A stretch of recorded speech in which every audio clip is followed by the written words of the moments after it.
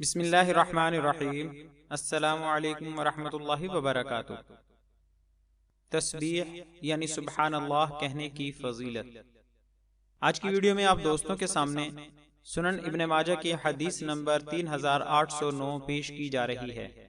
Video میں آگے بڑھنے سے پہلے نئے آنے والے دوستوں سے گزارش ہے کہ ہمارے چینل کو ضرور سبسکرائب کریں اور آنے والی ویڈیو سے باخبر رہنے کے لیے بیل آئیکن پریس کریں۔ شکریہ۔ حدیث نعمان بن بشیر رضی اللہ عنہما کہتے ہیں کہ رسول اللہ صلی اللہ علیہ وآلہ وسلم نے فرمایا، اللہ تعالیٰ کا جلال جو تم ذکر کرتے ہو وہ تسبیح یعنی سبحان اللہ، تحلیل یعنی لا الہ الا اللہ اور تحمید یعنی الحمدللہ ہے۔ یہ کلمے عرش کے ارد گرد گھومتے رہتے ہیں، ان میں شہد کی مکھیوں کی بھن بھناہٹ کی طرح آواز ہوتی ہے۔ اپنے کہنے والے کا ذکر کرتے ہیں، اللہ کے سامنے کیا تم میں سے کوئی یہ پسند نہیں کرتا کہ اس کے لیے ایک ایسا شخص ہو جو اللہ تعالی کے سامنے اس کا برابر ذکر کرتا رہے۔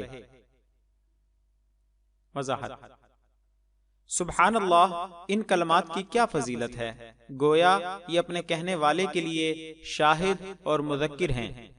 اس حدیث سے بھی اللہ تعالیٰ کا استوائے عرش کے اوپر ہونا ثابت ہے۔ فوائد و مسائل۔ ایک مومن کے لیے یہ بہت بڑے شرف اور خوشی کی بات ہے کہ اللہ عز و جل کے دربار میں اس کا ذکر ہو۔ اس بلند مقام کے حصول کا طریقہ یہ ہے کہ مومن اللہ کا ذکر کرے۔